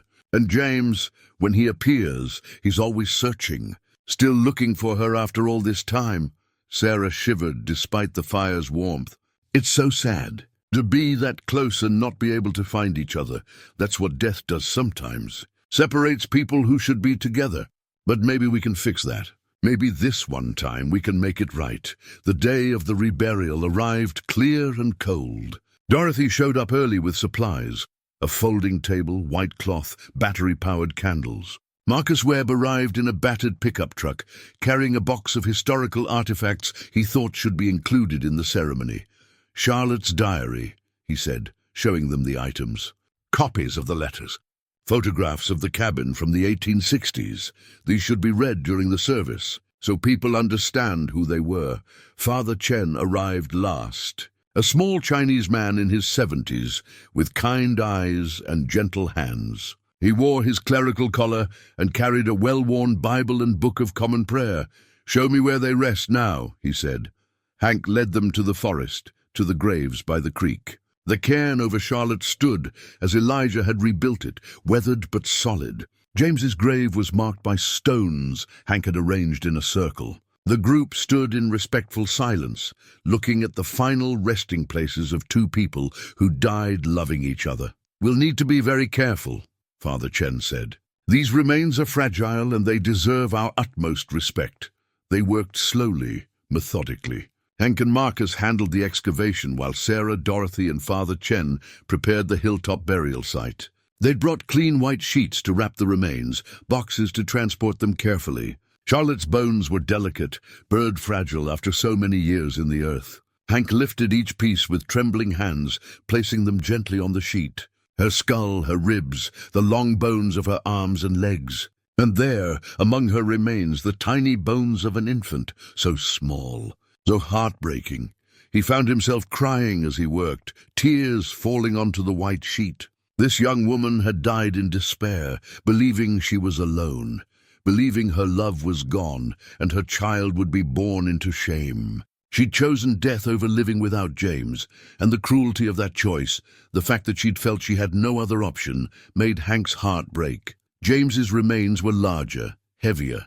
The bones of a man who'd survived 4 years of war, only to die at home from wounds that wouldn't heal. Hank found remnants of his uniform, brass buttons, fragments of blue wool, a leather belt buckle. The pocket watch he'd already recovered sat in his palm. Its stopped hands marking 3:47. Some final moment of importance only James had known. They carried the remains up the hill in solemn procession. Sarah had spread the white cloth on the table, arranged candles around it. The bones were laid out carefully. Charlotte in the center, James beside her, their infant child between them where it should have been in life. Father Chen stood at the table and opened his prayer book. The others gathered in a semicircle, heads bowed. "Dearly beloved," Father Chen began, his voice carrying across the hilltop, "we are gathered here to perform a sacred duty long delayed. We commit to the earth the mortal remains of Charlotte May Thornhill, James Whitmore, and their child, whose names and lives were hidden by circumstance, but whose love has endured beyond death." He read the 23rd Psalm in a steady voice. "The Lord is my shepherd. I shall not want. He maketh me to lie down in green pastures. He leadeth me beside the still waters." Hank felt the temperature drop. He looked up and saw them, Charlotte and James, their spirits materializing at the edge of the gathering. Both were watching the ceremony, but still, impossibly, they didn't see each other. Father Chen continued. "These two young people loved each other deeply and truly. War separated them. Fate conspired against them. But love, true love, is stronger than death, stronger than time, stronger than the forces that would keep souls apart." Dorothy read from Charlotte's letters, her voice breaking with emotion. "My dearest James," she read, "I will wait for you forever if I must. Nothing in this world or the next could diminish what I feel for you." Marcus read from James's letters. "My beloved Charlotte, when I close my eyes I see your face, and that is what gives me strength to endure." Sarah read the final letter, Charlotte's confession to her father. When she reached the part about the child, her voice wavered but didn't stop. "I go to be with James and our child in whatever comes after this life. Hank stepped forward. He'd prepared words, but now they seemed inadequate. He looked at the bones on the table, then at the two spirits watching from the edge of the clearing. "Charlotte," he said. "James, I never knew you in life, but I've come to know you in death. I've read your letters, walked the ground you walked, felt the love you had for each other. That love shouldn't have ended the way it did. You deserved better. You deserved a lifetime together, deserved to raise your child, deserved to grow old side by side." His voice thickened. "I can't give you that lifetime, but I can give you this, a proper burial, together with your child. I can make sure the world knows you loved each other. I can give you the dignity and honor you were denied." He reached into his pocket and pulled out James's ring, the one Charlotte had worn around her neck when she died. This ring was meant to be a wedding band. It should have been placed on Charlotte's finger in joy, not hidden in grief. Let it be placed there now. He carefully, gently slipped the ring onto the bone of Charlotte's finger. It settled there, gold against age-yellowed bone, a promise finally kept. The temperature dropped further. Both spirits moved closer, drawn by the ceremony. Charlotte stood at Hank's right, James at his left. They were so close to each other, separated by mere feet, but still blind to each other's presence. Father Chen raised his hands. "Almighty God, we commend to your mercy the souls of Charlotte, James, and their child. Grant them rest eternal, and let light perpetual shine upon them. May they find in death the peace and unity they were denied in life. May their love, which endured through separation and sorrow, finally know completion and joy."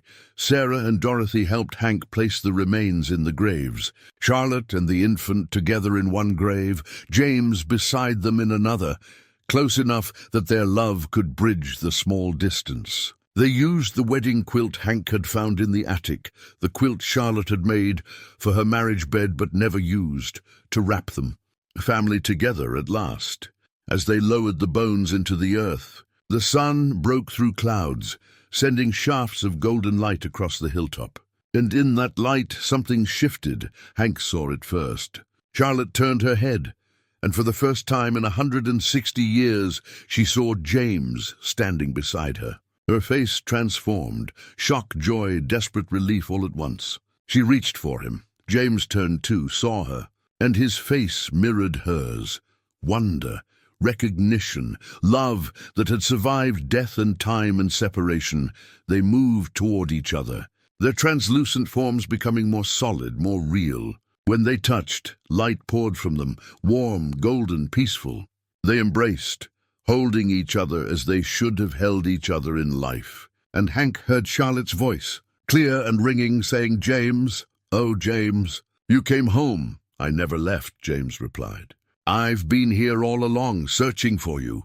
They turned together to the grave, where their child lay with Charlotte's bones, and both of them knelt, hands reaching down in blessing.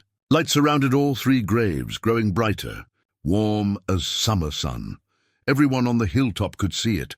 Dorothy gasping, Marcus staring wide-eyed, Father Chen with hands clasped in prayer, Sarah crying openly. The light grew until it was almost blinding, and within it 3 forms rose together.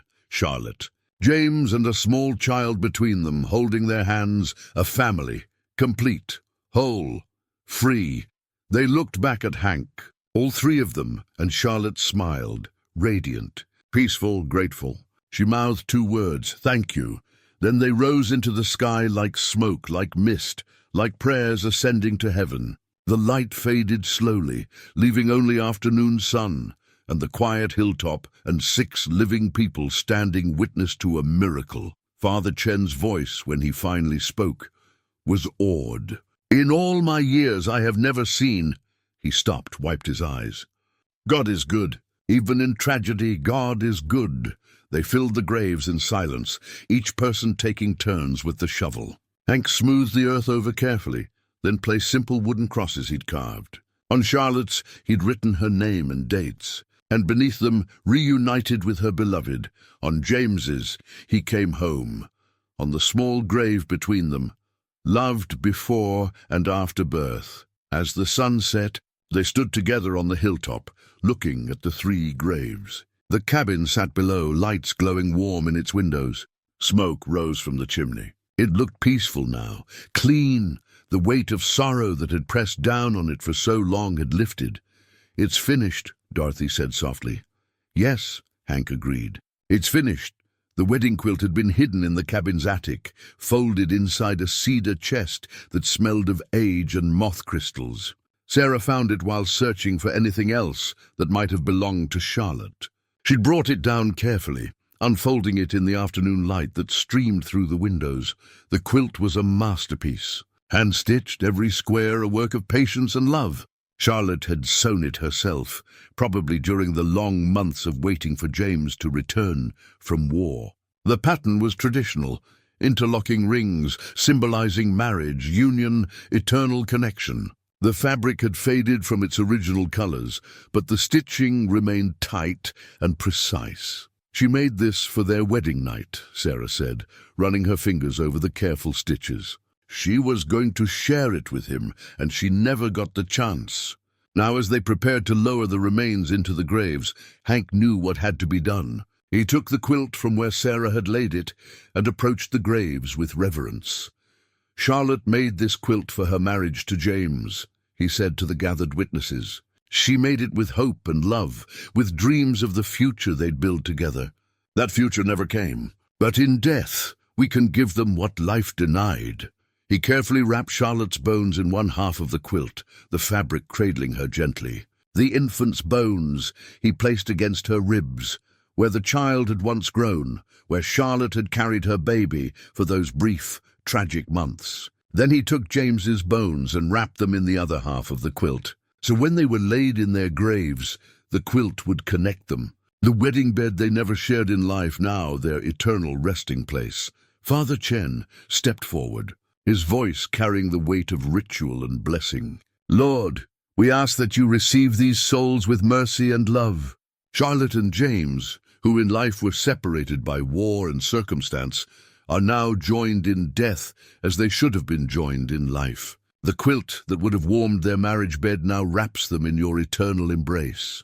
Dorothy placed wildflowers she'd gathered on each grave, purple aster and golden aspen leaves, the last blooms of autumn before winter claimed the mountains. Marcus added copies of the letters, sealed in protective plastic, burying them with the couple so their words would rest with them forever.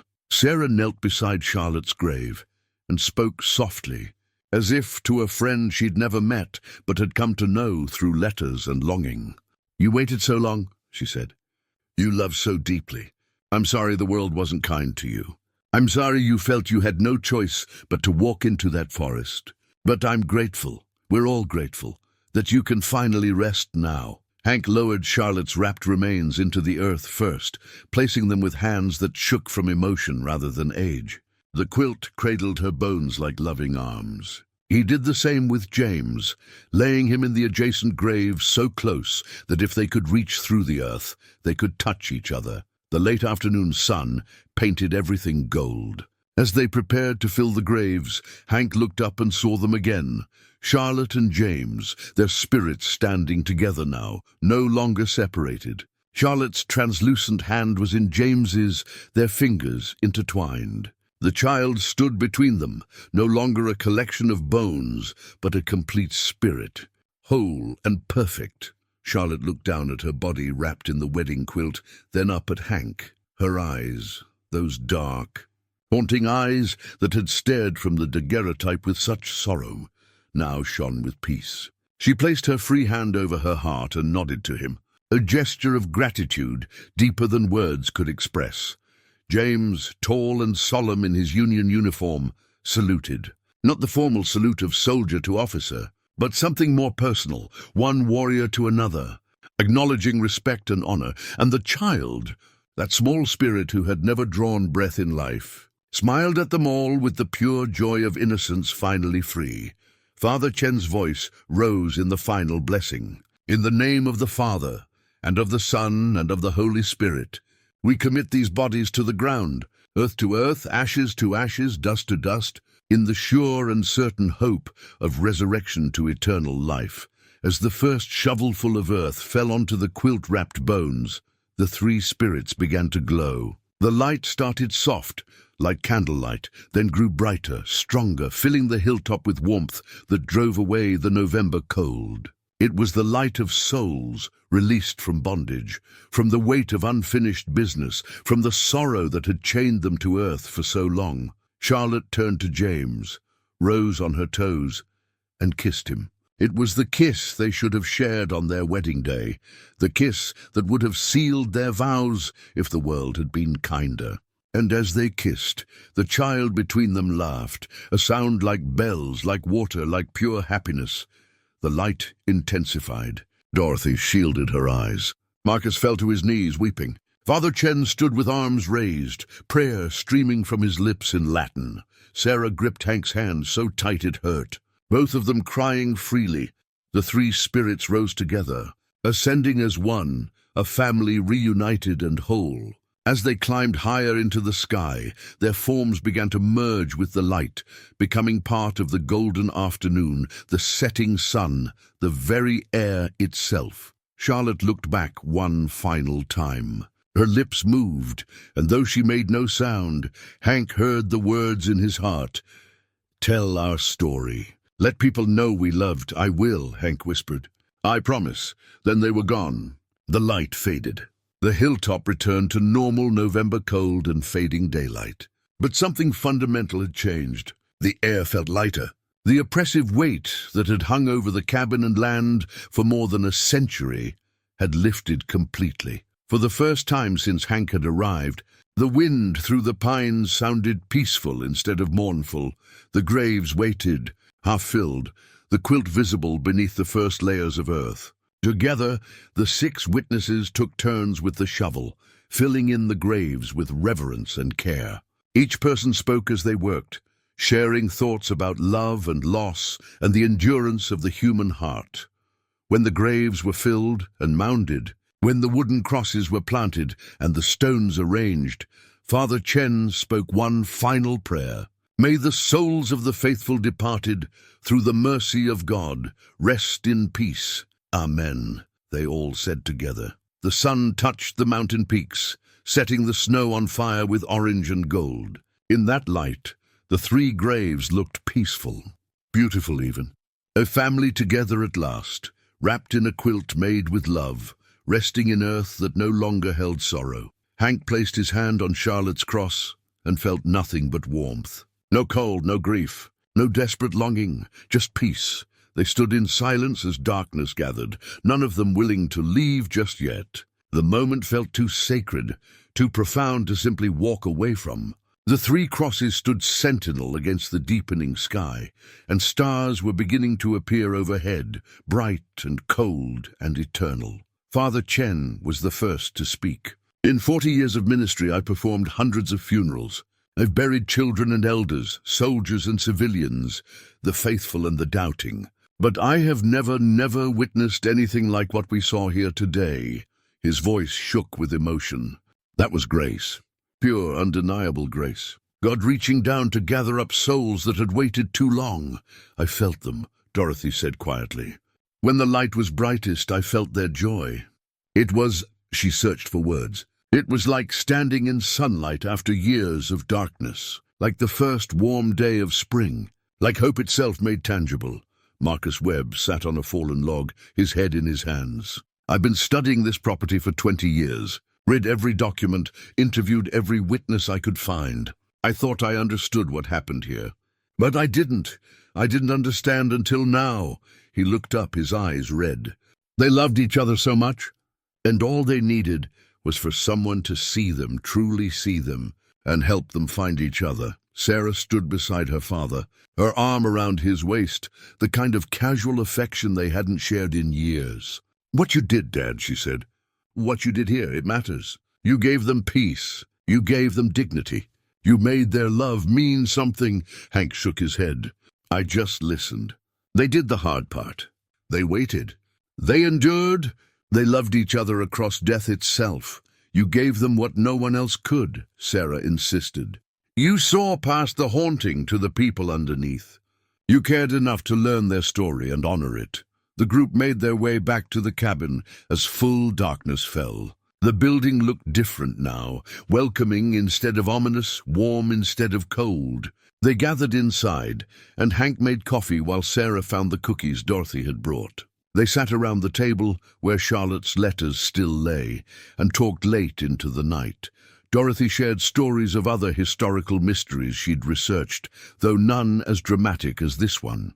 Marcus admitted he'd been wrong about the cabin being cursed, that what he'd interpreted as malevolent haunting was actually just desperate communication from souls in pain. Father Chen spoke about the theology of unfinished business, the way love could transcend death, the mystery of how God worked in the world. Around midnight, as the group was preparing to leave, Sarah noticed something. "Dad," she said, "look." She pointed to the lockbox, still sitting on the shelf where Hank had placed it. It was glowing faintly, a soft golden light emanating from the metal itself. They approached it carefully. Hank lifted the lid, and inside, where Charlotte's letters had been, there was now a single object that hadn't been there before. A pocket watch. Not James's battered stopwatch from the grave, but a different one. New-looking, silver and gleaming. When Hank picked it up, it was warm to the touch. He opened it. Inside the cover was an engraving that made his breath catch, to Hank, with gratitude. "Time well spent. C&J, how is this possible?" Dorothy whispered. Father Chen smiled. "We just witnessed souls ascending to heaven in a pillar of light." Is a pocket watch really so hard to believe? The watch was ticking. Hank held it to his ear and heard the steady rhythm, reliable and true. He looked at Sarah, saw his own wonder reflected in her face. "They left you a gift," Sarah said. "A reminder." "Of what?" "That time matters. That how we spend it, who we spend it with, what we choose to care about, it all matters. You spent your time helping them, Dad, and they're grateful." Hank closed the watch carefully and slipped it into his pocket. It rested there, warm against his chest, ticking steadily like a second heartbeat. As the group walked to their cars, Hank stood on the porch with Rufus beside him. The night was clear and cold, the stars brilliant overhead. From the hilltop where 3 graves rested, he could swear he saw a faint glow. Not the spirits returning, but something like a blessing. A presence that watched over and protected rather than haunted. He touched the pocket watch in his pocket and felt its steady tick. "Time well spent," Charlotte had written. For the first time in his life, Hank understood what that meant. Not time spent working until exhaustion, not time spent proving his worth through endless labor, but time spent on what truly mattered: love, connection, helping others, being present for the people who needed him. He'd come to this cabin with $500 and a broken heart, believing he had nothing left to give the world. But Charlotte and James had shown him otherwise. They'd taught him that it's never too late to make things right. Never too late to choose connection over isolation. Never too late to be the person you should have been all along. Sarah joined him on the porch, pulling her jacket tighter against the cold. "You're really leaving when this is done?" she asked. "I promised you I would." "And I keep my promises now. What will you do?" "Where will you go?" Hank put his arm around his daughter's shoulders. "I thought maybe I'd come stay with you and Tom for a while. Get to know my future son-in-law. Maybe help plan a wedding if you'll let me." Sarah leaned her head against his shoulder. "I'd like that. And Dad?" "I want you to walk me down the aisle." "I want you there. I'll be there," Hank said, his voice thick with emotion. "Wild horses couldn't keep me away." They stood together in the cold Wyoming night, father and daughter, healing and whole. Behind them, the cabin sat peaceful and clean, its ghosts finally at rest. Above them, the stars wheeled in their eternal dance. And somewhere among them, 3 souls had found their way home. The pocket watch ticked steadily in Hank's pocket.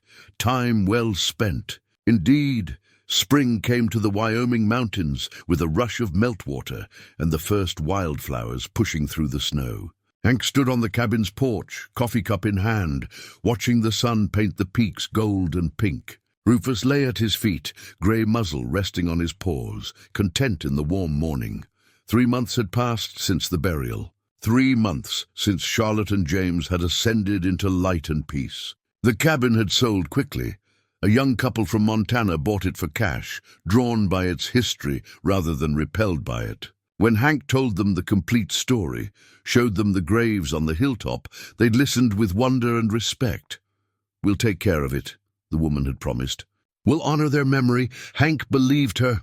The cabin felt different now, felt clean and welcoming. The new owners would be happy here. The land would be kind to them. He'd spent the winter in Denver with Sarah and Tom, getting to know his daughter as an adult, building the relationship they should have had all along. Tom was a good man, steady, kind, funny in a quiet way. He reminded Hank of James, actually.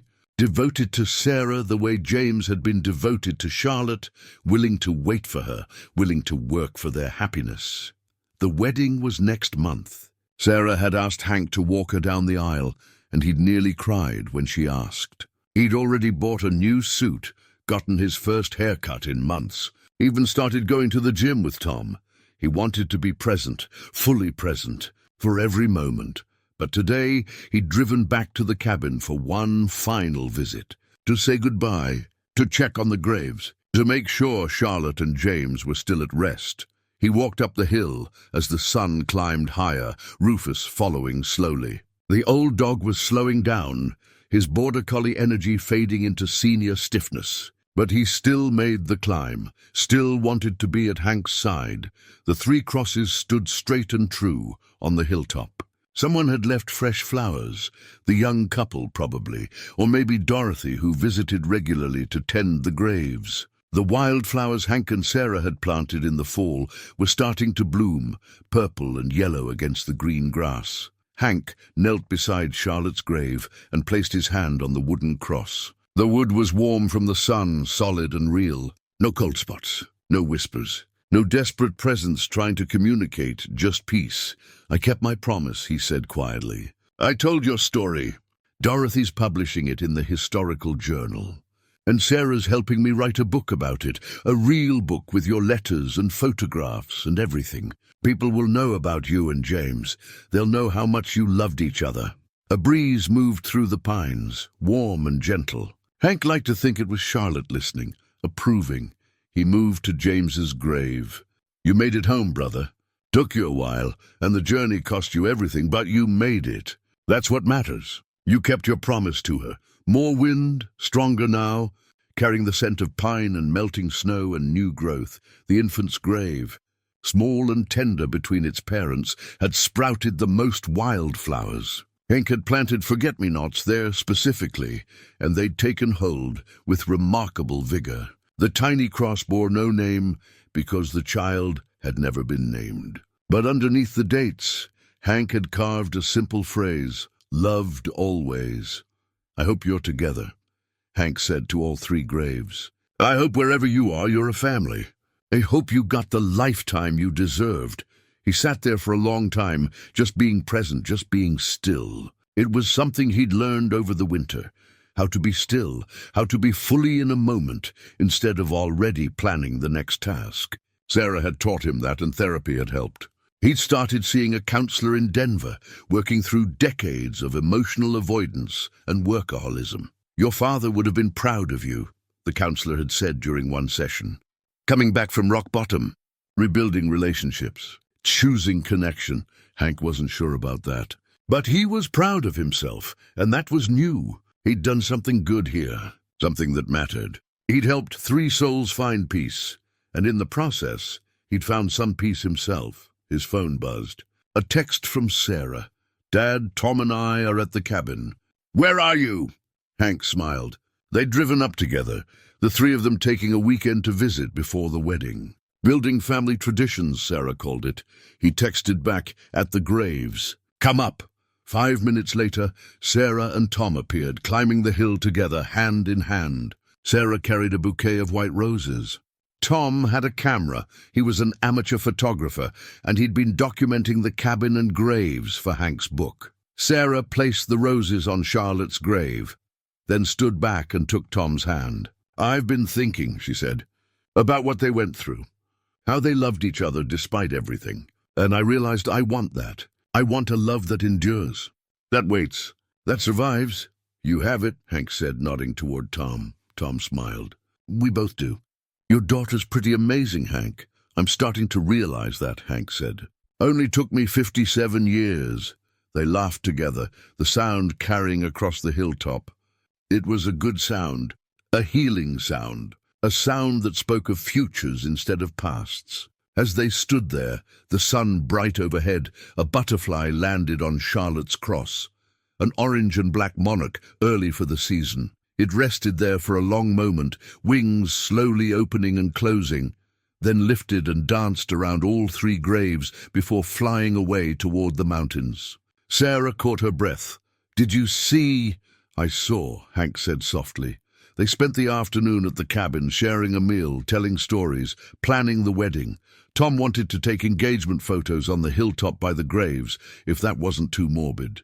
Sarah thought it was perfect, honoring a love that had endured beyond death while celebrating their own beginning. As the sun started to set, Hank walked through the cabin one final time.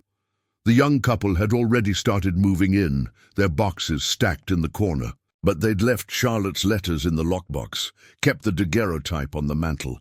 They understood this cabin's history was sacred. Hank ran his hand along the stone fireplace, remembering the cold nights he'd spent here, the apparitions he'd seen, the mystery he'd slowly unraveled. It seemed like a lifetime ago, like it had happened to a different person. In a way, it had. He wasn't the same broken-down cowboy who'd arrived with $500 and nowhere else to go. He'd been transformed by this place, by Charlotte and James, by the work of honoring their love. He pulled the pocket watch from his pocket. He carried it everywhere now and checked the time, still ticking steadily, keeping perfect time. A gift from the beyond.